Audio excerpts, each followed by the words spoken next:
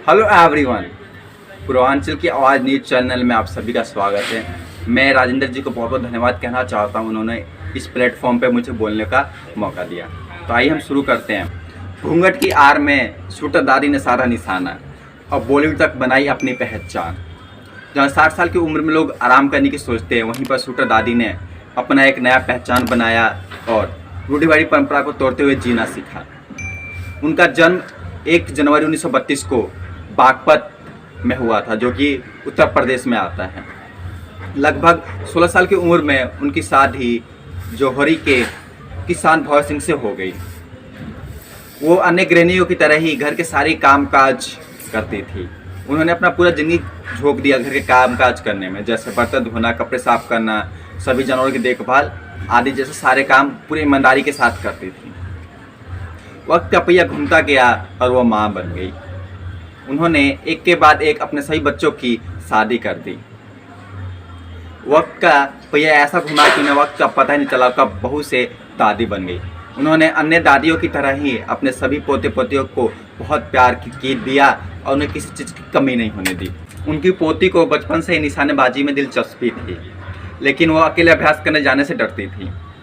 उनकी चंद्र दादी अपनी पोती की हेल्प करने के लिए सामने आई और अपनी पोती के संग जौहरी राइफल क्लब गई। अभी भी उनकी पोती बहुत ज़्यादा डर रही थी। बंदूक उठाते वक्त उसके हाथ काँप रहे थे। यह देख अपनी पोती का मनोबल बढ़ाने के लिए शूटर दादी ने बंदूक अपने हाथ में उठा लिया। 60 साल की उम्र में वहाँ मौजूद सभी लोग देखकर हैरान हो गए। शूटर दादी ने बंदूक उठाया और निशाना साध दिया। निशाना बिल्कुल सटीक लगा। वहाँ के कोच को ये बात इत्तेफाक लगी। उन्होंने देखा तो इत्तेफाक लगी। उन्होंने दोबारा शूटर दादी को निशाना लगाने को कहा। दोबारा निशाना बिल्कुल सही जाके लगा। वह निशाना ऐसे लगाया था जैसे कोई प्रोफेशनल निशाना लगा रहा हो। लग नहीं रहा था कि उन्होंने पहली बार बंदूक अपने हाथ में लिया है। शूटर दादी के अंदर छुपी प्रतिभा उस क्लब के कोच को दिख गई। उन्होंने राइफल क्लब के कोच ने शूटर दादी को ट्रेनिंग लेने की सलाह दी, लेकिन शुरू में तो मना करती, लेकिन बाद में किस तरह वो मान गई। वह अपनी पोती के संग जौहरी क्लब जाके रोज अभ्यास करती। जब यहाँ से शुरू होती है शूटर दादी की संघर्ष की कहानी। जब यहाँ से लोगों को पता चला कि वो अभ्यास करने जाती है निशानेबाजी की, लोगों को ये बात रास नहीं आई। वे शूटर दादी पर ताने कसने लग गए। यहाँ तक कि उनके पति मजाक उड़ाते कहते कारगिल जावेगी के, और गाँव वाले कहते कि बुढ़िया सटिया आ गई है। वो उस समय का ऐसा दौर था जब रोटी भी सास नन दिया करती थी। उनके मर्जी के बिना कोई काम करना संभव नहीं था, लेकिन लोग उन पर ताने भी कसते, लेकिन सबकी बातों का नज़रअंदाज उन्होंने किया। और उनके घर के जब सभी लोग सो जाते तो रात को अकेले में छुप कर निशानेबाजी के अभ्यास करती।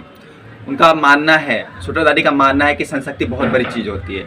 वो समाज को दिखाना चाहती थी कि एक औरत भी सब कुछ कर सकती है। लगातार अभ्यास ने उन्हें निशानेबाजी में महारथी बना दिया। उन्हें एक बार दिल्ली में आयोजित प्रतियोगिता में भाग लेने का अवसर मिला। उनका मुकाबला दिल्ली के डीआईजी से था। उन्होंने मुकाबले में दिल्ली के डीआईजी को हराकर अपना जीत का डंका बजा दिया। उसके बाद इस जीत के बाद उन्होंने कभी पीछे मुड़कर देखा ही नहीं और एक के बाद एक जीत का परचम लहराती गई। फिलहाल वो बच्चों को ट्रेनिंग देती हैं और ये शूटर दादी हमारे लिए, हमारे समाज के लिए बहुत बड़ी प्रेरणा है। उनके ऊपर बॉलीवुड फिल्में बन चुकी है। उस मूवी का नाम है सांड किया, जिसमें तापसी पन्नू और भूमि पेडनेकर ने बहुत ही अहम भूमिका निभाई है। दोस्तों, शूटर दादी सच में हमारे लिए और सबके लिए बहुत बड़ी प्रेरणा है। इससे पता चलता है कि कोई भी उम्र किसी भी काम करने के लिए एक बेड़ी नहीं है और किसी भी उम्र कोई भी काम किया जा सकता है, बस हिम्मत होनी चाहिए। दोस्तों, अगर आपको वीडियो अच्छी लगी हो तो लाइक और शेयर करें और सब्सक्राइब करें और थैंक्स फॉर वॉचिंग।